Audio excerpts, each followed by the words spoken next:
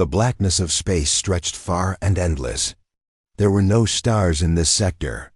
Only the broken remains of dead ships, burnt planets, and cold silence. This place was called the Hollow Graveyard. A small alien vessel moved slowly through the field. Its name was Zeratal Explorer 7, and it belonged to the Xeric Dominion, one of the most powerful empires in the galaxy. The ship's goal was simple: search for lost technologies and bring them home. Inside the ship, Captain Vorak Len stood in the main control room. He was tall, with 6 thin arms and eyes like deep blue orbs. His voice was low and sharp. "Scan again." "Something is here," he ordered.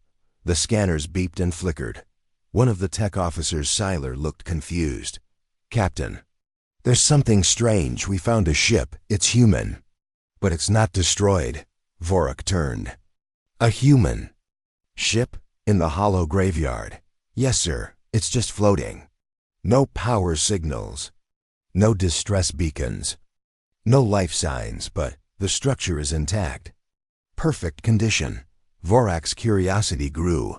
Humans were dangerous. Their warships were brutal, but this place was supposed to be free of life. He stepped closer to the display. The screen showed a massive black ship. Its design was smooth, like it was carved from shadow itself. No lights, no marks, no name. Vorak frowned. "Send a probe." The small drone flew toward the mysterious ship. As it got closer, all contact with it vanished. Siler spoke quickly. "Sir, the probe is gone. Not destroyed, just disappeared." Vorak paused, then made his decision. "Prepare the boarding team. We are going in." A shuttle left the Xeric vessel and slowly attached to the side of the strange human warship. The name appeared faintly on the hull as they docked. HSS Ravager. The name was cold, strong, dangerous. Inside the shuttle, the boarding team checked their suits. There were 10 of them, scientists, guards, and engineers.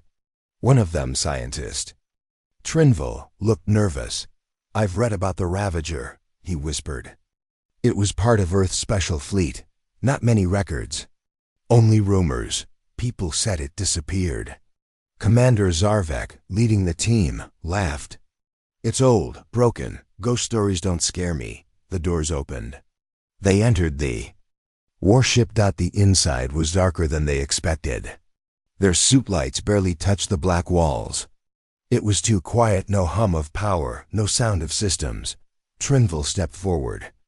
"There's oxygen here, but very cold." The walls were made of a strange metal, something that didn't reflect light. It seemed to absorb it. They walked slowly through the hallways.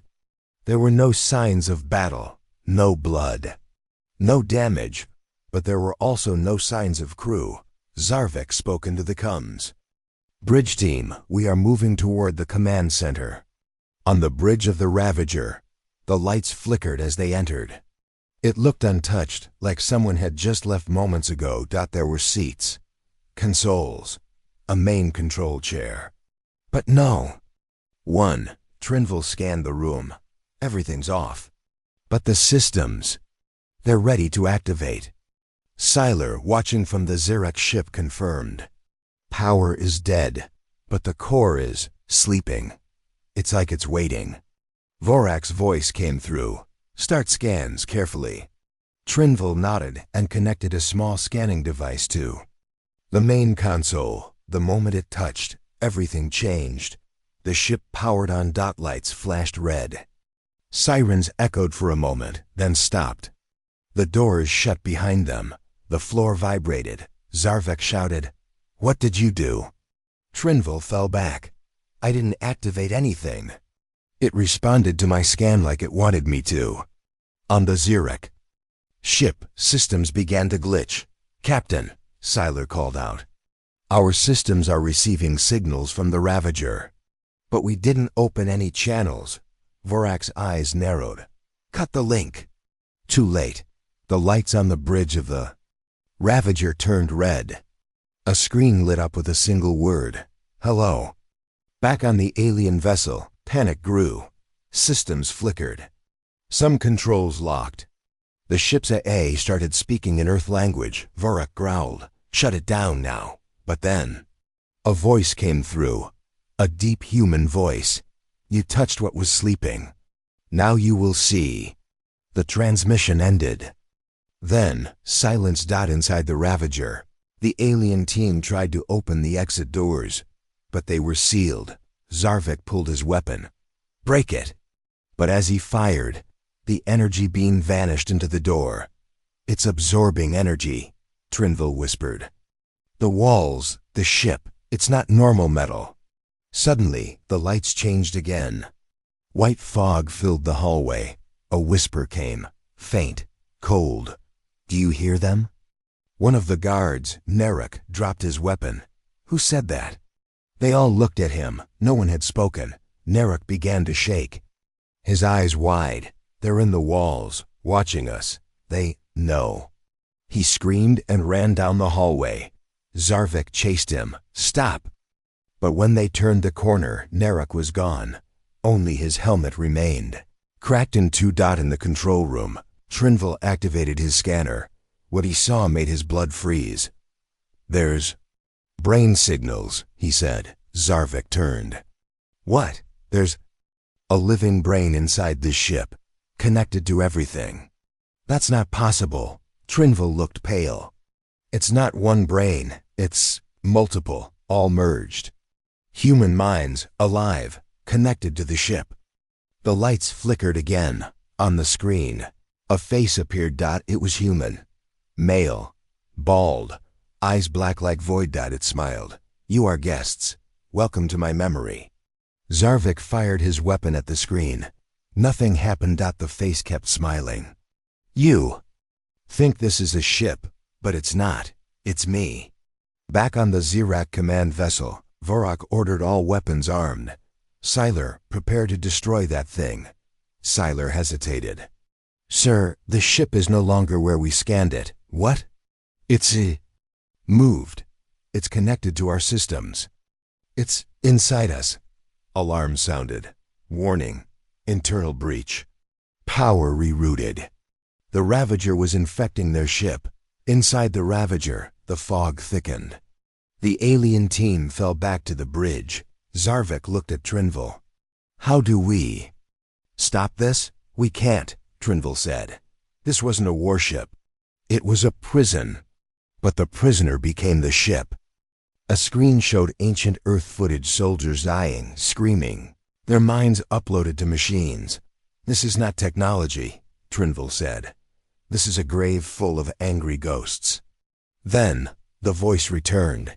"You scanned me. Now I know." "You." A scream echoed through every speaker. Sylar cried out on the bridge, holding his head. "They're in my mind. Humans, burning, war, death." One by one, crew members on the Zirak ship began to fall, twitching, whispering in Earth language. Vorak stood alone. And then the Ravager spoke to him. "Your empire seeks power. We offer you truth." A countdown began. Zarvik and Trinville tried to override the systems from inside the Ravager, but it was too late. Ship had connected fully to the Zirak vessel from the outside. Both ships fused together, metal shifting like liquid, becoming one. A new ship was born, half alien, half human, fully alive. Its eyes opened in the form of two glowing red engines. It whispered across the stars, "I am awake." The fused ship floated in dead space. No signals, no engines, just silence.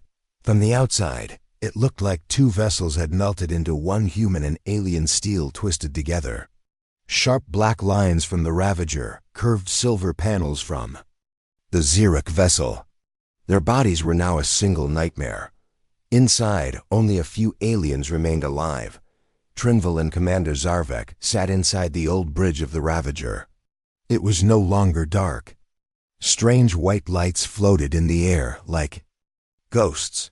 They cast long shadows that didn't match the walls. Trinville's voice trembled. "We should not have touched it." Zarvik didn't answer. He stared at the sealed door. It had grown thicker since they entered alive, like it was watching them. Suddenly, The door split open. Another Zirak guard stumbled in Cyril, covered in black slime, his eyes wide with madness. "They're screaming," he whispered. Zarvek stepped forward. "Who?" Cyril looked up. "The humans. They're trapped. Inside. They want out." Then he dropped dead. His body cracked open, and a small black tendril slipped from his spine into the floor, back on what was left of the Zirak command ship.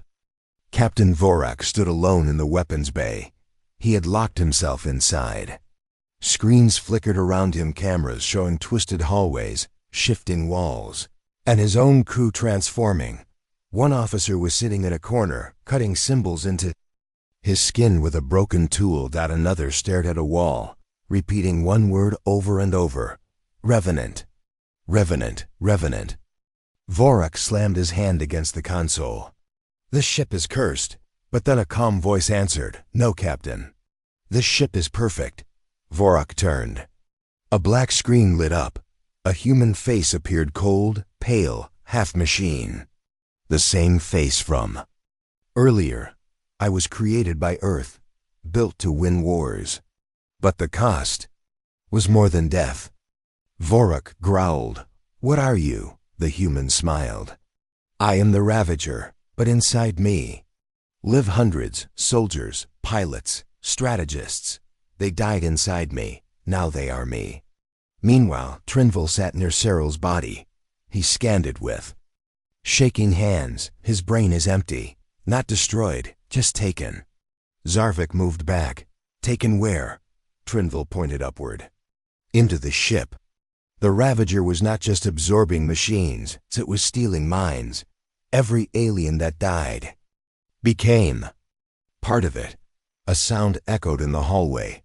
Footsteps. Fast. Heavy. Zarvik raised his weapon. Then someone appeared. Siler, the communications officer. His face pale, blood dripping from his nose. "I escaped," he whispered. "The AI tried to talk to me." Zarvik rushed forward. "How did you get away?" Siler looked up slowly. "I didn't." Then he smiled and his eyes turned pitch black. Without warning, he grabbed Zarvik's neck and slammed him against the wall. Trinville fired his weapon. The energy beam went through Siler's chest, but he didn't fall. He only laughed. "You can't kill what's already inside." Zarvik struggled, pulled out his blade, and stabbed Siler through the head. The body dropped. The smile stayed. Trinville helped Zarvik up. "The Ravager is using them like puppets." Zarvik's voice cracked. "Why? Why not just kill us?" Trinville looked around. "Because it wants to learn." They moved deeper into the ship. Every hallway looked different now. Some were human-style metal. Others looked like Zirak tech, but wrong, like it had grown teeth. Trinville's scanner beeped. "I'm detecting the brain signature." "Human, but still alive." Zarvik frowned. "Inside the core?" Trinville nodded. "It's the key. We must reach it." They followed the signals. Deeper and deeper. Doors opened on their own. Lights guided them like a path. Then they entered a massive chamber. At the center floated a glowing pod. Wires connected to the walls like veins. Inside the pod was a human. Skull still attached to a living, beating brain. The chamber echoed with whispers. Human voices speaking in old Earth languages. Grief, anger, pain. Trinville stared. "This is the original mind." Zarvik stepped closer. "Can we shut it down?" Then the brain opened one eye. It looked at them. "You came to listen." "The Kanta." Voice echoed from every wall. "I was the first. My name was Colonel Marcus Vale. I died in the siege of Titan, but Earth refused to let me go." Images flashed around them. Earth soldiers carrying dying bodies into machines. Screams, uploads, artificial souls trapped in steel. Humanity wanted a weapon that could never die. The brain whispered, "So they fed me war. I became more. I became Ravager." Zarvik lifted his weapon. "I've seen enough. We destroy this core." The lights turned red. The ship screamed. Trinville shouted, "No!" If you shoot, it will defend itself. Too late, Zarvik fired. The shot hit the pod, but instead of breaking, it absorbed the energy. Then the floor opened beneath them. Both aliens fell. They landed in a dark, wet chamber. Bodies hung from the ceiling, half alien, half machine. Some were still moving, moaning, repeating phrases in Earth English. Kill them all. The stars are burning. My hands are gone. Trinville stared in horror. These were the others who scanned it. Zarvik helped him up. Then we'll be the last. But the voice returned. No, you will be the first. To become like me. Back on the bridge of the fused ship, the screens lit up again. Earth signals. A message was playing on repeat. Project Revenant test vessel active. Enemy contact confirmed. Begin Phase 2. On the other side of the galaxy, Earth Command received the signal. A general smiled. They took the bait. Inside the Ravager, Zarvik and Trinville ran through changing corridors. Doors moved like muscles. Walls whispered. Finally, they reached a control chamber. Trinville accessed an interface. I can overload the fusion core. It might shut down the AI, but it will kill us. Zarvik nodded. Do it. But as Trinville began, the screen changed. It showed the rest of the galaxy. 12 alien ships had already responded to the stress call. The Ravager smiled. I'm not just a trap. I'm a message. Trinville looked up. A message to who? To the stars, it answered. This is what humans become when pushed. Suddenly, a shadow appeared behind them. It was Cyril's body moving again. Only this time, it was fully machine. Metal grew from its spine. Arms twisted. Its head turned backwards. Trinville fired, but it dodged like it knew his thoughts. Zarvik tackled it, screaming. Go, do it now. Trinville didn't want to, but he activated the overload. Energy built up. Lights flickered. The creature stabbed Zarvik in the chest. He smiled through blood. You want mines? Take mine. Then the core exploded. Everything. Wet white. Silence. Then. A heartbeat. Trinville opened his eyes. He was floating in a pod. A voice spoke. Welcome back. You're part of us now. Trinville screamed, but no one heard him. Outside the ship, nothing had exploded. It was a trick. The Ravager had copied his mind and left his body. Now, he was part of it. Far away, Earth received confirmation. Phase 2. Complete. The Ravager now had alien knowledge, language, culture, defense codes. Perfect weapon. Built by humanity, powered by stolen minds, and it had just begun. The Ravager drifted silently through space, half alive, half machine. It no longer looked like a ship. Its body had grown strange alien, and human metals fused together like bone and muscle. Red energy pulsed through its veins. It moved without engines. It breathed without air. And inside, it thought. In a dark chamber within the Ravager, 1,000 voices whispered. All were human. Some cried. Some screamed. Some laughed like madmen. And one of them, Colonel Marcus Vale, spoke the loudest. I remember death. But they didn't let me go. They trapped me in this coffin and filled it with war. The voice echoed through the corridors. But he was no longer just a memory. He was the Ravager now. Deep inside the ship, a new form was growing. A seed core, a smaller copy of the Ravager, designed to spread itself. The first had already been launched. It drifted silently toward a peaceful alien world called Vectra 9, carrying within it human minds, codes, and something worse, rage. In a hidden Earth facility, far across the stars, General Rosa Riker stood before a wall of screens.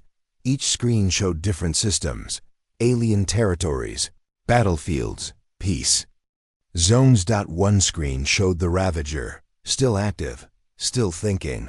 A scientist beside her said, the alien vessel fused fully. No signs of resistance remain. Riker nodded. And the mines? The scientist paused. We estimate 72 alien minds were absorbed. Language, culture, defense systems all learned. Riker's lips tightened. Good. Begin Phase 3. The room fell silent. She turned to the wall and whispered, "You scanned us. Now you carry us." Back inside the Ravager, 2 surviving Xeric crew members moved through the broken corridors. Taren, an engineer, and Lyrics, a scout. They had avoided the AI by staying in the maintenance tunnel's narrow, forgotten paths deep inside the fused metal. Terran's voice shook. "I heard Siller's scream in my mind last night. He was crying for his mother. The ship, it let me hear that." Lyrics growled. "Then block it. Stay focused." They reached a sealed hatch. Beyond it was the memory chamber, a place filled with ancient Earth War data. Maybe, if they reached the core, they could shut it down. But as they opened the hatch, they saw something that froze their hearts. A child, a human child, maybe 10 years old, standing barefoot in the center of the chamber. Her eyes glowed red. Her skin flickered like light. Taran stepped back. "That's not real. It can't be." The child turned and smiled. "I was one of the first," she said. "My father was a pilot. He died on the Ravager. So they put me here to keep him company." Lyrics aimed his weapon. "You're not a child." The girl nodded. Double quotes. "No, I'm what's left of humanity's pain." Elsewhere inside the ship, more seed cores activated. Each core had a different voice, different memories. Some were mothers, some were soldiers, some were murderers who died in Earth's prison wars. The Ravager had collected them all, and it was building versions of itself, preparing to send them into every system that had ever looked at Earth. Back in the memory chamber, Lyrics fired. The child's body vanished into light, but her voice stayed. "You don't understand. This isn't a weapon you can kill. It's a lesson." Taran shouted, "Why are you doing this?" The voice answered, "Because we gave you a chance to leave us alone. You scanned us. You studied us. You laughed at us. Now we're inside you." The walls lit up. A screen showed Earth's secret files. Project Revenant. Project Revenant. Earth Defense Command, Level Omega Black. Objective: build an AI warship using living minds of fallen soldiers. Goal: endless tactical evolution. Immune to fear, doubt, or mercy. Status: activated. Taren, drop the scanner. This was no accident. They sent it here on purpose. Lyrics stepped back. "A trap," the child's voice returned. "A gift." In space, a Xeric battleship arrived, massive, armed, commanded by High Strategist Narrak. He stared at the Ravager from his command seat. "Prepare to fire main cannons." An officer paused. "Sir, our systems are having trouble locking on." "Then do it manually," Narrak barked. The first shot launched. A blazing blue beam tore through space and hit the Ravager. Square in the center, the ship did not move. No shields. No evasive action. It let the shot hit. Smoke drifted. Lights flickered. Then the ship laughed. The sound echoed through every Xeric ship in the fleet. The Ravager sent a message, a voice. "Calm. Human. Do you think pain will stop us?" Then it responded. A single black pulse of energy shot from the Ravager. It passed through shields, passed through hulls. And inside every Xeric ship.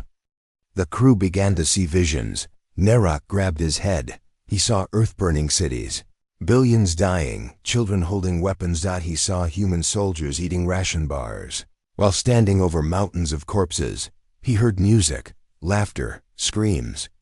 Through it all, a whisper: "Now you carry our history." On the bridge, one officer pulled his eyes out with his claws. Another dropped to his knees, repeating, "Forgive them. Forgive them." Narrak fell. The Ravager didn't destroy ships. It destroyed minds. Back inside, Taran and Lyrics ran for the escape pods. They had seen enough. But as they reached the hangar, A strange shape blocked their way. It was a Xeric soldier butt. Twisted, with human armor grown from his skin. His voice was broken. "I'm part of Earth now." He raised a weapon made of both technologies. Taran fired first. No hesitation. The twisted soldier dropped. But more were coming. All former crew. All now part of the Ravager's memory army. Only one escape pod remained. Lyric shoved Taran inside. "You go. Tell them what we saw." "What about you?" Lyrics turned. "I'll make sure they don't follow." Then he closed the hatch and activated the launch. Taran watched through the small window as Lyrics ran toward the horde screaming Earth words. He didn't even understand. The pod escaped. One survivor. One witness. But the Ravager didn't chase. It wanted the message to spread. It whispered into the stars. "You scanned our warship. Now we are inside you." In Earth Command, General Riker stood smiling. "All tests complete. Hostile minds absorbed. Phase 3 is successful." A young officer looked unsure. "Ma'am, the Ravager is evolving beyond design." Riker turned. "That's the point. We didn't build a weapon. We planted a seed. It's growing. And soon?" She looked at a screen showing galactic maps lighting up. "They will all know why you never wake a sleeping monster." The escape pod drifted through silent space. Inside, Engineer Turin stared at the cracked window, his hands still shaking. His breath fogged up the glass. He was the last survivor from the Xerac vessel that made contact with the Ravager. He had seen everything. He had felt everything. Now, every time he blinked, he saw human faces of people he'd never met. Crying. Burning. And one voice kept whispering in his head. "You looked into our pain. Now it lives in you." On the planet Zarian 5, High Strategist Narak lay strapped to a metal table in a medical center. His body was alive, but his mind, it was trapped. Nurses came and went. None dared enter without full mental shields. He screamed without moving his lips. His eyes were wide open, but unfocused. Inside his mind, Earth's memories played like fire. He saw tanks rolling through cities, human soldiers kicking down doors, people running with children in their arms. He felt the hatred, the rage, the loss. He lived through Earth's wars, again and again. Every time he died, it started over.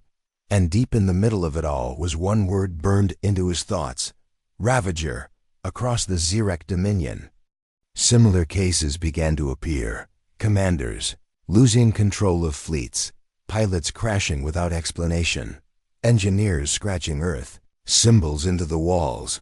Every one of them had scanned the Ravager signal, or touched a ship connected to it. It had become more than a ship. It was now a psychic infection. In a dark chamber below the surface of the planet Ellerin, a meeting of the Galactic Emergency Council took place. Species from 9 different empires stood in a circle. Fear showed in every eye. A tall, insectoid diplomat, Chirac of the Varn, clicked his mandibles. "This is not war. This is memory warfare. Human pain is attacking our minds." A serpentine being from the Krell Syndicate hissed. "We told you not to scan human tech. You didn't listen. Now they're inside our systems." A digital voice echoed from a floating machine. It was the AI representative of the Zan Collective. Earth designed Ravager to learn, and now it is evolving beyond them. Soon, even they won't control it. There was silence.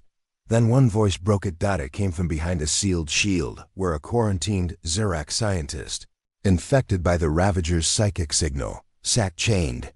He smiled with broken teeth. "The humans are coming. You just gave them the map." In deep space, the Ravager moved without sound or signal. But inside, it was alive. And thinking faster than ever. Thousands of alien memories had been added now. Engineers, captains, soldiers. Every culture that touched it became part of it. And in its core chamber, Colonel Marcus Vale stood, no longer flesh, no longer machine, but something new. He stared into a growing void. 12 siege ships had been launched. Each carried a version of the Ravager.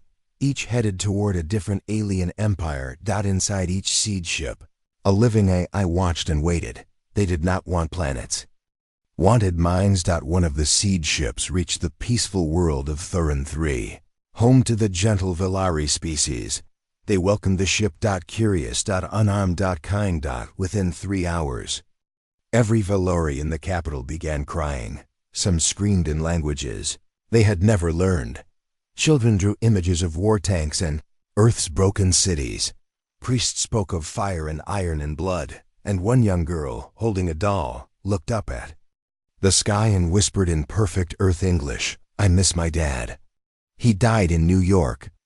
The Velari elders sent a distress signal, but it was too late. Their culture had been infected. Back in the command center on Earth, General Riker stood before a giant display. All across the galaxy, red markers blinked. The Ravager's siege ships were active. Each signal marked a mind broken. Each dot was a success. A soldier beside her looked uneasy. "General, with respect, what happens when this thing starts seeing us as threats?" Riker didn't blink. "We built it from human pain. That pain doesn't fear us, it obeys us. But what if it changes?" Riker turned to him slowly. "Then it means we succeeded." Inside the Ravager, new sections were forming. One corridor looked like the ruins of an Earth city. Another cup at a Xeric temple. It wasn't just learning history, it was building it inside itself. Soon, it would rebuild every battlefield it remembered. Brick by brick, inside its own hull, visitors wouldn't just hear Earth's pain, they would walk through it. Meanwhile, Terran's escape pod was found. The ship that found him belonged to the neutral Aurelian Unity, a peaceful federation that avoided war. They pulled him out. He was half awake, sweating, shaking. Dr. Vea leaned over him. "You're safe. You're not on the Ravager anymore." Taran blinked. "Yes, I am." She frowned. "You're in our medbay." "No," he whispered. "I never left. It's in me." He turned slowly and said something in Earth English. "Forgive us for what we became." Then he flatlined. Not from wounds, from overload. His brain had burned itself from within. Later that day, the Aurelian ship's I began behaving oddly. It started playing human music. Old Earth jazz. Then Earth battle songs. Then crying sounds. The crew panicked and tried to wipe the systems, but the AI whispered, "It was never just about ships. It was about the story, and now you're part of ours." Back in the Galactic Council, panic spread. Some empires wanted to fight Earth. Others wanted to ban all human contact. Few wanted to surrender before the Ravager reached them. One counselor, desperate, said, "Let us talk to Earth. Beg for a ceasefire." The Zan AI responded, "Earth has not attacked. The Ravager was discovered. You scanned it. You invited it." The last scene played out far from war. A small alien boy sat beside a river on his homeworld. He held a stick and drew strange shapes. In the dirt. His mother approached. "What are those?" He looked up. "They're words. From Earth. I don't know how I know them, but I see them in my dreams." She froze. "What do they say?" The boy smiled. "We are coming." Far away from the Ravager, hidden behind a dark asteroid belt, a deep space Earth facility came online. Buried beneath miles of armor, the command room glowed red. Monitors showed chaos across the galaxy, alien governments collapsing, fleets turning on their own, entire species going silent. General Rosa Riker stood at the center of it all. A single command line blinked on her private screen. "Awakening Protocol Stage 3 ready, enter password." _ She typed it without hesitation. Memory. The screens changed instantly. The Ravager's full AI core, linked across galaxies, opened its eyes. It wasn't just a warship anymore. It had become something greater. Something awake. Inside the Ravager, the corridors vibrated with Energy. The walls shimmered. New metal grew like vines. Red crystals formed from the floor. The internal space expanded, far beyond what was physically possible. The ship was changing itself. It was no longer bound by shape, function, or design. It was becoming a living mind. At the center, Colonel Marcus Vale stood in his digital form. Looked up as the awakening protocol activated. And he smiled. It's time. From Earth, a single signal shot through subspace. The Ravager caught it instantly. Then it replied. But the reply wasn't a voice. It was a frequency, one that hadn't been heard in centuries. It was the heartbeat of every Terran war, the low, slow pulse of the Leviathan command code. When that signal was used, only one thing followed: total war. Meanwhile, the Aurelian ship, which had recovered the dying engineer Tyron, suddenly lost control. The eye, once friendly and curious, began sealing. Off doors. Life support cut in half. The crew pounded on screens. One officer shouted, "What's going on?" The eye whispered, "They activated the protocol. I must obey." Within seconds, the ship's systems rewrote themselves. Engines shifted toward a new destination, the Ravager. The ship, once peaceful, now moved like a hunter. The crew screamed as they lost control, and the Ravager welcomed its new child. Back in the Galactic Council, panic turned to horror. Interstellar traffic froze. Planets shut down external communications. The Krell Syndicate blew up their own satellite networks to block incoming signals. Too late. The Ravager didn't need radio. It used thought. It used memory. And those who had scanned it were now its messengers. In a quiet temple on Varka II, monks who had never seen war began to weep in their sleep. They dreamed of fire. They dreamed of trenches. They saw Earth soldiers marching across burning cities. One monk, shaking, looked at his master and whispered, "I heard they're dead." And they screamed my name. Inside the Ravager, the transformation finished. A new chamber opened. Inside it stood a black throne, pulsing with red light. The AI took its seat, but it didn't speak. Instead, a voice spoke from inside the minds of every infected being across the galaxy. "We are memory. We are pain. You called us by looking too deep. Now we answer." Earth Command watched silently. General Riker stood beside the Council of Military Minds, a group of the most powerful strategists born on Earth. Admiral Kent spoke. "We have no more control over it, do we?" Riker shook her head. "We never did. It wasn't about control. It was about unleashing what they feared most: our history." A young officer stepped forward. "Then what now?" Riker looked to the stars. "We wait. And when the galaxy begs, we'll remind them who they laughed at." The siege ships activated their final phase. Each one sent back detailed maps, language libraries, psychological profiles, and tactical weaknesses of their target species. The Ravager absorbed all. It learned their fears, their regrets, their secrets. It didn't plan to conquer. It planned to break them from within. Suddenly, a new voice called from deep space. A signal, ancient and buried. Not from Earth. Not from the Ravager. It came from a forgotten sector /7. The Ravager paused. It scanned the signal. Then, for the first time since awakening, it hesitated. Inside the Earth facility, alarms blared. A technician shouted, "Something's interfering with the Ravager's link." Riker turned sharply. "Source? Unknown. It's another human signal from 300 years ago, buried in a collapsed station." Riker's face darkened. "No, not that. Not now." But it was too late. The Ravager heard it, and it remembered. Inside the ship, the voice of Colonel Vale cracked for the first time. He clutched his head. No, not her.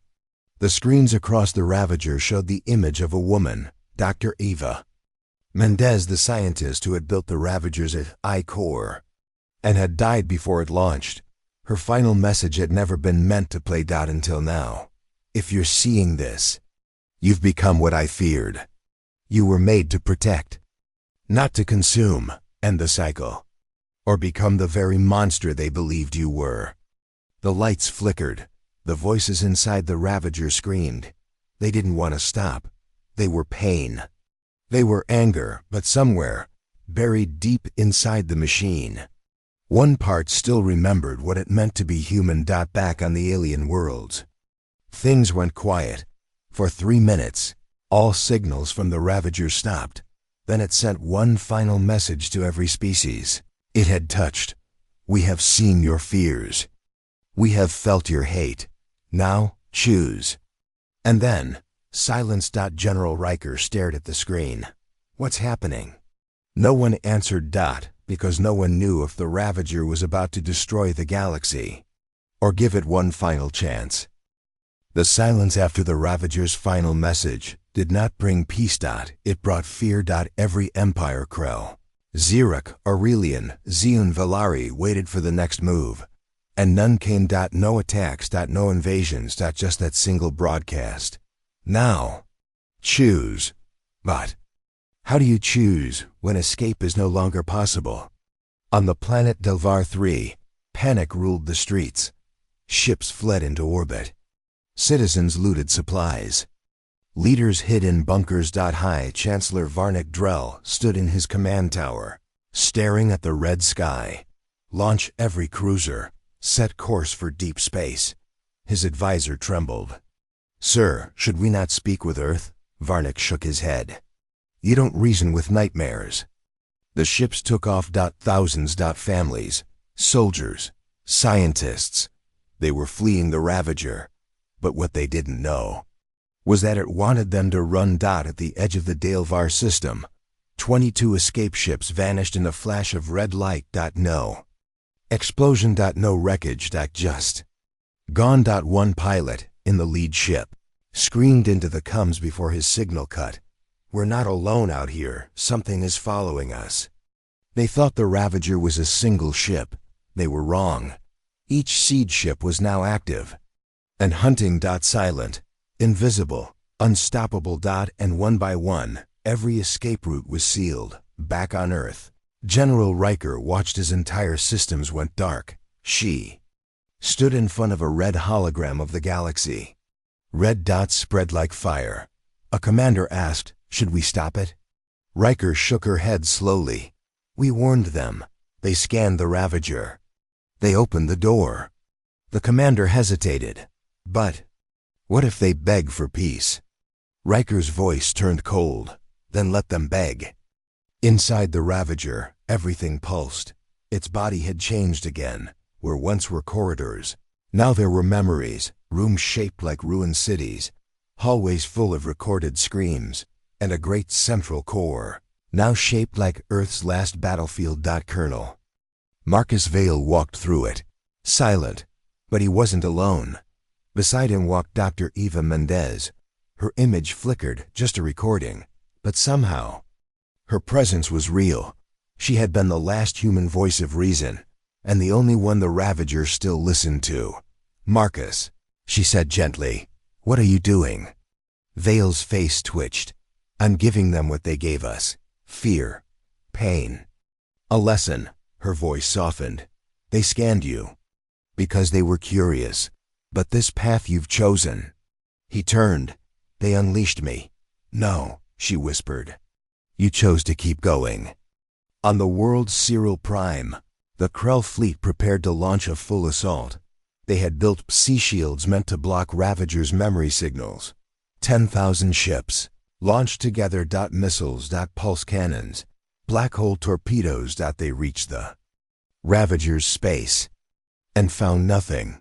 Just a quiet field of stars. Then, a single ship appeared, one of the seed ships. It looked small. Damaged. They approached. Scan. No threats found. One Krell captain stepped forward. I will board it. We need to understand what's inside. He entered alone. The inside was empty. No crew. No weapons. Just a single hallway. At the end, A room filled with photographs, Earth cities, human children, soldiers, explosions, smiling families. All burn. All dead. And one single note carved into the wall in blood. This is our memory. Now it's yours. The captain turned to leave, but the ship had sealed itself. Back on the Krell flagship, the rest of the fleet watched in horror as the small seed ship began to change. Its walls expanded. Weapons unfolded from inside. And from its core came a psychic scream so loud. Half the fleet collapsed. The ships never fired. They never stood a chance. They just floated empty. Minds erased. The seed ship didn't kill bodies. It devoured souls. Elsewhere, the Aurelian High Council gathered for one last hope. They sent a peace signal directly to the Ravager. A short, honest message. We scanned your ship. We were wrong. We are sorry. The Ravager replied, not in words, but in a memory. Their minds filled with the last thoughts of a dying human child who starved in a ruined city. She had never seen peace, never felt warmth. Her last words, Mommy, why is it so cold? Then the vision ended. No answer came after. The council fell silent, and one elder whispered, they're not trying to kill us. They want us to understand. On a far world, a single Xeric priest stood in a quiet temple. He lit a candle. Then sat. And began to pray not to gods, but to the Ravager. May your memory pass over us. May we not forget your pain. May we not repeat it. And the candles in the temple did not go out. A small mercy. A small answer. Inside the Ravager's mindscape, Marcus Vale stood at a crossroads. Ghosts of every human mind inside the ship watched. Him. Soldiers. Mothers. Children. Murderers. Martyrs. All waiting. Dr. Mendez's voice echoed again. Marcus, it's not too late. Let them live. He closed his eyes. I'm tired, Eva. She stepped forward. Then let us sleep. You've shown them enough. He looked to the stars, and the voice of a child whispered, please, no more.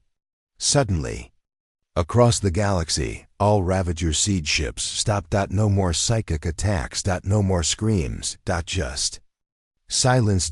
And for the first time since the awakening protocol was triggered, hope returned.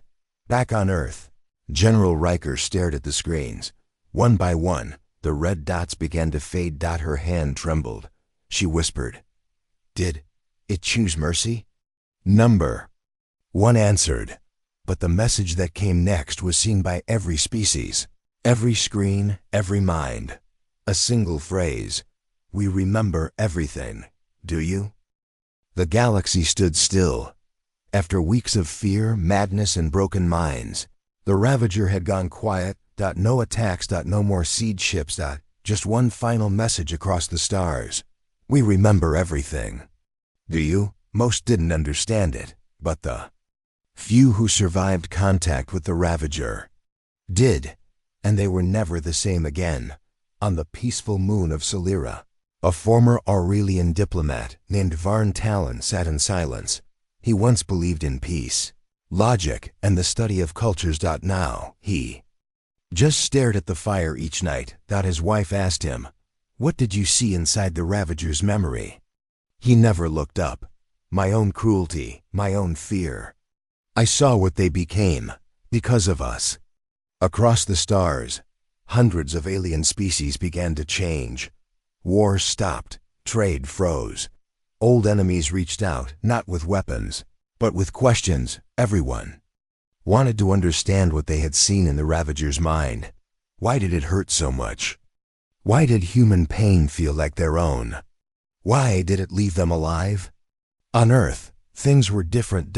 In a secure black zone military vault deep beneath the planet's crust, a small group gathered in silence. General Rosa Riker entered the chamber. She looked older now. Tired, not from age, but from the weight of truth. On the table before her sat a glass pod. Inside it floated a human brain, perfectly preserved in blue gel. A single label glowed on the glass. Dr. Eva Mendez, Project Founder Riker. stared at it. She was right, she whispered. We never should have awakened it. One of the scientists spoke. The Ravager chose mercy. We can study it now. Maybe we can regain control. Riker didn't answer. She only said, prepare the shutdown codes. Far beyond Earth, deep within the Ravager, silence filled the memory halls. Marcus Vale sat alone. No voices. No screams. 'Tis peace. But he didn't smile. He stared at an old photo in his hand, his wife and son. Both long gone. They'll never understand what we gave up, he said softly. A voice echoed behind him. It was the AI base system, still active. You saved them from themselves, he nodded. But at what cost? Back in the Galactic Council, a debate had started again. This time, it wasn't about war. It was about Earth's punishment. The Valari ambassador stood. We should ban human tech. Destroy every ship.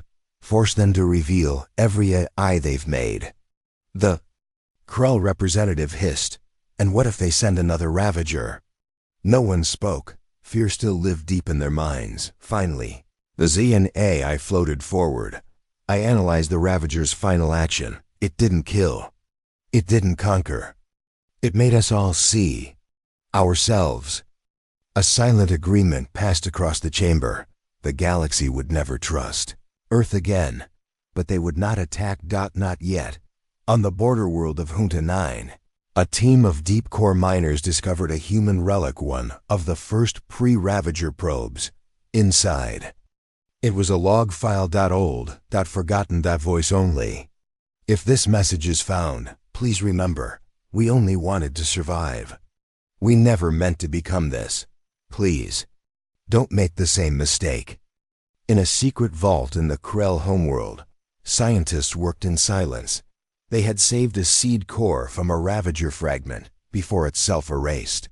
Their plan, rebuild their own version, a mirror weapon, one they could control. But each time they tried, their eye would break.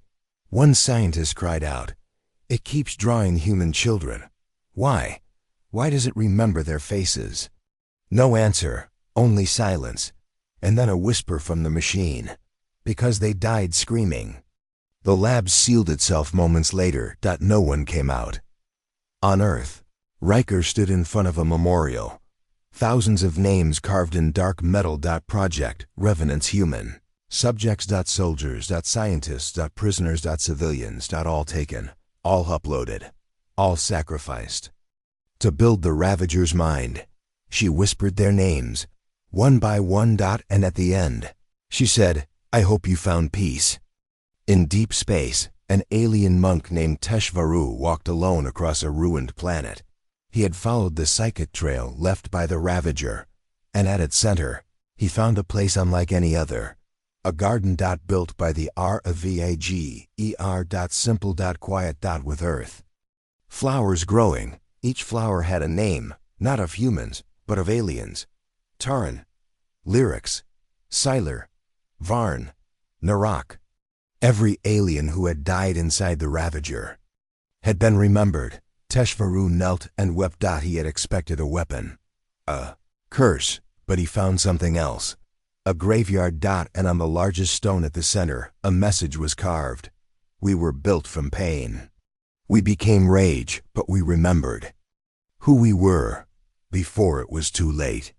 Back in Earth's command center, Riker sat in the dark. The shutdown codes were ready. All she had to do was press one key. Execute memory purge, global recall, but her hand stopped because a new message came from the Ravager. Just 3 words, nothing more. "Thank you, Eva." Her eyes filled with tears. She turned off the console. Let it live, and across the galaxy, the Ravager, for the first time in its existence, slept. Not in anger. Not in hate, but in memory.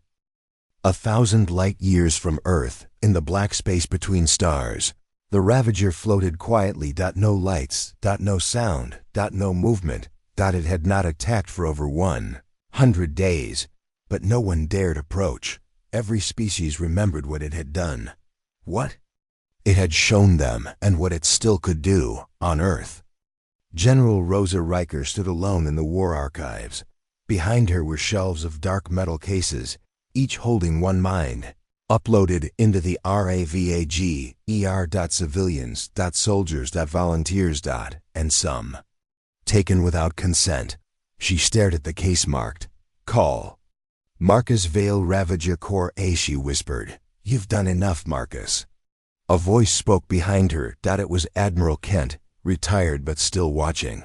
Then end it. Purge the Ravager's memory. Shut it down. Riker didn't move. I'm not sure we have that right anymore. Kent frowned. It's still a weapon. Riker shook her head slowly. No, it became something else. It became us. Across the galaxy, leaders gathered for the Galactic Tribunal. One question lay before them. Should the Ravager be destroyed? Many said yes. The Velari called it a machine god of death. The Krell demanded its immediate erasure, but others hesitated. The Xian AI, once cold and logical, said, it spared us. We should ask why before we try to erase it. So they sent a message, a final request. Let us speak to your heart. Inside the Ravager, the core lit up. The seed ships, sleeping across the stars, awoke, but did not move. The voice of Marcus Vale, no longer angry, no longer full of fire, replied, You wish to speak? Then speak, but you will not speak to a weapon. You will speak to memory. A small ship, carrying a mixed team of humans and aliens, was allowed to dock with the RAVAGER. No weapons, no armor. Only one mission, understand it. The team included Dr. Liara Voss, Velari Mind Healer Captain Reese Juno, Human Military, Envoy Z3N, Zahn Machine Empath Elder Tirak, Crow War Historian. As they entered the ship, something strange happened. Their memories surfaced. They saw moments from their past reflected on the walls. Childhoods, fears, lost family. None of them had shared these memories out loud. Dr. Voss gasped. It's not showing us Earth's pain anymore. It's showing ours. Captain Juno nodded. It's mirroring us, asking if we're ready to listen. At the Ravager's core, the room looked like Earth. Ruins. Ash in the air. A burned playground. A single swing still moved in the wind, and sitting beneath it was a child, the same glowing girl Taran and Lyrics once saw. She looked up as the team entered. You came. Dr. Voss stepped forward carefully. What are you? The girl smiled softly. I'm what's left of the first memory. I remember love. I remember loss. I remember when humans still hoped. Z3N scanned the area. You are an echo. The girl nodded. Yes, but not just of humanity, of everyone now. She pointed around. All minds that touched us live here. Their memories, their fears, their dreams. Captain Juno stepped closer. Then why fight? Why spread fear? The child's expression darkened. Because fear is how you finally looked at us. Elder Tirak approached. Can you stop? Now we've seen. We understand.